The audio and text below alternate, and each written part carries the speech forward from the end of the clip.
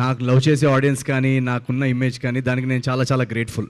ఇందాక నేను చెప్పినట్టు అమెరికాలో ప్రీమియర్స్ ఓపెన్ చేయగానే వెంటనే టికెట్స్ అన్నీ సేల్ అయిపోతున్నాయి. సో అలాంటి న్యూస్ విన్నప్పుడు నాకు చాలా చాలా గ్రాటిట్యూడ్ ఫీల్ అవుతాను, ఇమోషనల్గా కూడా ఫీల్ అవుతాను. కానీ అలా అని చెప్పి నేను ఏమంటారు, నా ఫోకస్ ఎప్పుడు కథ మీదే. నా ఫోకస్ ఎప్పుడు ఏంటంటే మనం ఏం కథ చెప్తున్నాం, వాళ్ళని ఎలా కూర్చోబెడుతున్నాం. నేను నా స్టామినా ప్రకారం నేను ఈ సీన్ చేస్తాను లేదా వాళ్ళు చూడ్డానికి వస్తారు, అలాంటి థాట్ ప్రాసెస్ నా మైండ్లో ఉండవు. నా మైండ్లో ఉన్నదంతా ఈ కథని ఎంత ఎంటర్టైనింగ్గా, ఎంత ఎంగేజింగ్గా, మనకున్న కేపబిలిటీస్లో ఎంత బెస్ట్గా మనం చెప్పచ్చు. దాని తర్వాత ఇంకా వాళ్ళు ఎంత వరకు హుక్ అవుతారు, వాళ్ళు దాన్ని ఎంత తీసుకెళ్తారు అనేది అది ఇంకా ఆడియన్స్.